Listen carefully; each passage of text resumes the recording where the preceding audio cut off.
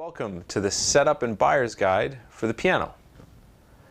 The first main thing you have to decide when you're going to get into playing the piano is, am I going to play an acoustic piano or some kind of a digital keyboard? They both have their pros and cons. An acoustic piano is going to sound far richer than any kind of digital piano ever will when it comes to the piano sound itself. The downside of having an acoustic piano, though, is that it's very large, it's very expensive, and it's costly to maintain. If you already have a piano in your family or in the home that you live in, and it just needs a little bit of maintenance and care, then I definitely recommend just starting out with that. If you're thinking about buying an acoustic piano, the price points start in the several $1,000s range for even low-end wall pianos. And they go up to be quite higher for baby grands and concert grands, and you can spend almost an unlimited amount of money on a real piano. And then you're going to need to have it tuned, usually at least twice a year, and that'll cost you a few $100s each time. If your piano is in really terrible shape, like it's been sitting somewhere for a long time and hasn't been tuned, you also may want to get an estimate from a repair person or tuner on how much it'll cost to really get it back in playing shape. Sometimes you may need to invest several $100s or up to $1,000 to get it tuned, because it'll take several tunings to get a real piano back into shape. A digital keyboard is a really good option if you don't have the space for a full-size piano or the budget. A keyboard like this is what's called a digital piano, and it comes with several different features. A common thing that students run into that's tricky is when you go to a music store to have a look at keyboards, there are two different types of electric keyboards. There are what are called controller keyboards, which look like a regular piano keyboard, but they don't have any ability to generate sound in the actual hardware itself. So what that requires is that they plug into a computer or some kind of a sound card interface and then go through a computer and then go out to a sound system. And these are designed more for recording and making synthesizer patches and things like that. The thing that can happen, though, is the controller keyboards look great because they're sometimes like $100 or $200, and you think, oh, this is great, this is exactly what I need. But you have to find out whether you're also going to need to buy a sound card and have certain software on your computer, and if you want to do that.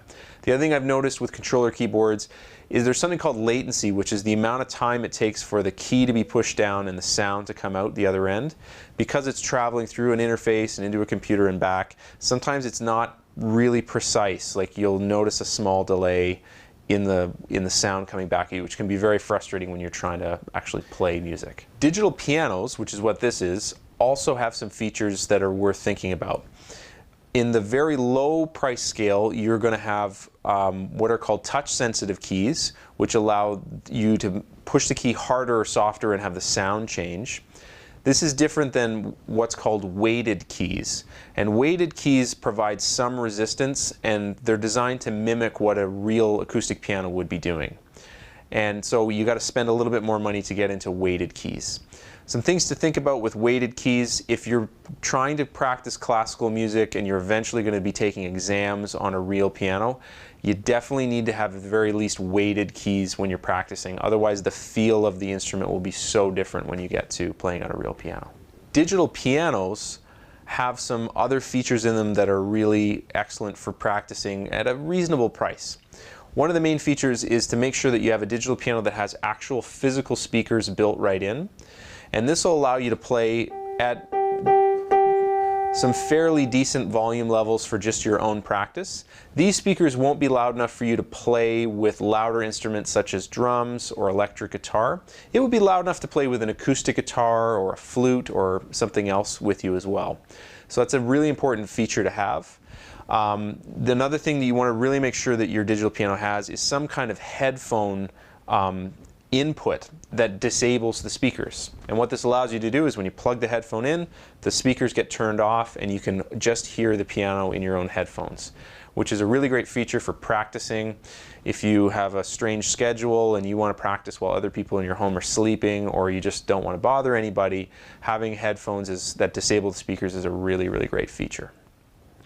Also, most digital keyboards will have a small variety of sounds. This particular keyboard is over 20 years old, and it has about 5 different sound settings. The more modern ones will sometimes have hundreds of different, organ sounds and even like car horns and all sorts of crazy things, which can be fun. But it's really important that when you're trying anything out that you really like the piano sound that it generates, and if there are any organ sounds, because those are the 2 most common things you're going to use. The price point for controller keyboards starts in the $150 to $200 range and goes up towards $1,000, depending on how complicated you want the features to be. In digital pianos, your price point is going to be a little higher. It's going to start around $500 and go up from there up into the many thousands of dollars. And again, the things you're looking for are to make sure that it has a really good sound and that the speakers that are right in it actually give you a good piano sound. When you're buying any musical instrument, I always recommend try not to buy the very cheapest thing that is available. This is just simply because when companies are cutting costs to get a new model of something out, the place you're going to notice the cost cutting the most is right at their base level product. And often for a small jump in price, you get a big jump in quality. So I find that sometimes even spending an extra $50 or $100 to get up off the very cheapest model, you get something quite a bit better for not that much more money. With a digital piano, another feature you need to make sure it has is the ability to line out to an external amplifier. What this will allow you to do is it'll allow you to play in louder situations. So we're going to have a closer look at a keyboard amplifier and how that end of it works. But always an important function is to make sure that your digital keyboard has some kind of ability to line out. It's usually just quite simply called a line out. And sometimes it'll just be a single cable line out, which is a little more basic. And sometimes it's what's called a stereo line out, which will have a left and right channel. And the reason for that is that if you have an effect in your keyboard that oscillates between the 2 speakers, it'll mimic that when it sends it over to the amplifier. A big factor in the price of digital pianos and electric keyboards is the number of keys.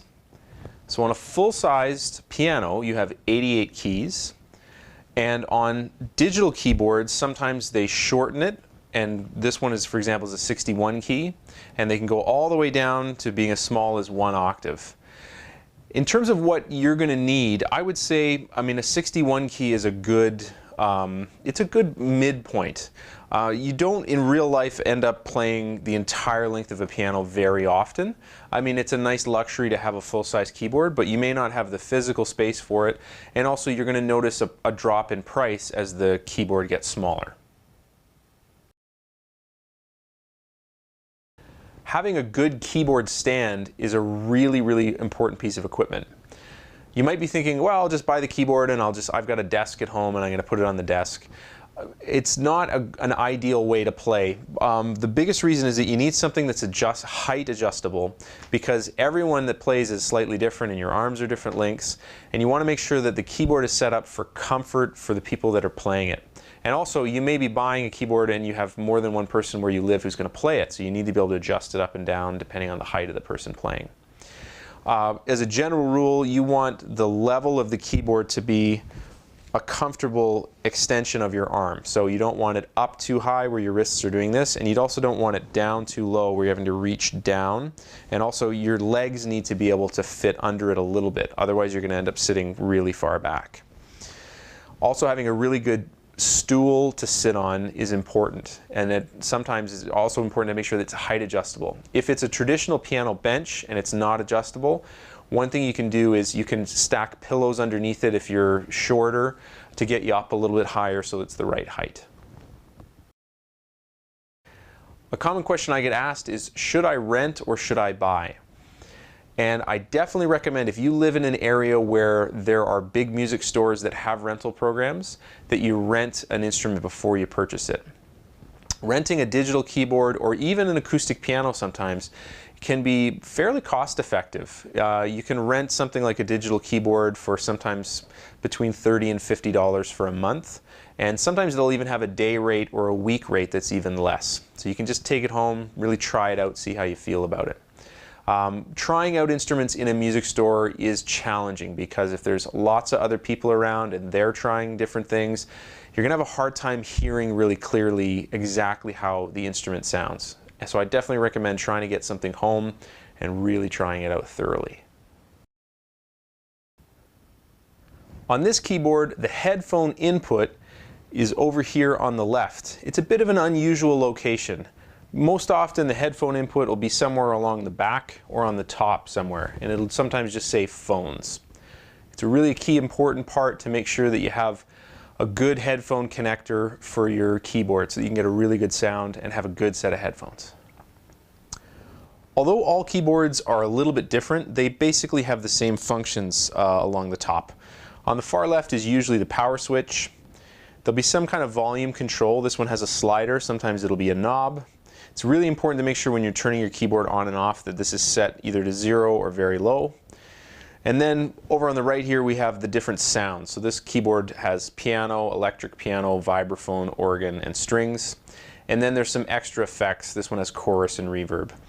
Because this keyboard is so old, it's about 25 years old, 25 years old, it doesn't have a lot of functionality. Newer keyboards that you buy today will sometimes have some kind of a screen and you can go through many different options. But keyboards all basically do the same things. You're going to find most of the input controls on the back of the keyboard. In this one we have the power input right here. There'll be some information about the voltage and the milliamps. The only thing you really need to understand is only ever use the adapter that is supposed to be powering the keyboard that you have. If yours becomes lost or damaged, make sure to go to a music store and get it replaced with the exact correct adapter. This is one of the only ways you can actually damage your keyboard if you plug in the wrong kind of power source to it. Then moving over to the left, we have the output controls. These are what you need in order to send your signal from your keyboard out to an amplifier, which you would need if you're playing in any louder situations. Now, one thing is sometimes these will disable the speakers on your keyboard and sometimes they won't. On this particular keyboard it doesn't, so it's something to know about because if you plug a cable into here you might lose the sound in the keyboard and it only goes to the amp. Then there's a damper pedal which goes down and under your feet, and that helps give you some more sustain like you would on an acoustic piano. Then over here, because this is an older keyboard, we have MIDI cables. These have almost become completely obsolete. They're for connecting the keyboard to a computer. And on this particular one, we have the ability to change the tuning of the keyboard itself by going sharp or flat. This is some keyboards have it, some don't. The idea behind it is you have the ability to match the tuning of an acoustic instrument that isn't easily changeable. So let's say if you're playing this digital keyboard and you wanted to play with an acoustic piano and the acoustic piano was a little flat, you could adjust this keyboard here to match it. So the front of a keyboard amp is going to have several places to input or put instruments or microphones in, and some volume controls and some tone controls. So this particular keyboard amp is 50 watts and it's also angled so it can point up at you or face straight out into the room. It has an instrument input and a microphone input in the first channel, and it has 2 inputs for stereo coming out of the back of a keyboard in channel 2. It also in channel 2 has the ability to have an RCA cables which connect easily to things like smartphones and tablets and your computer if you're trying to practice and you want to hear your track.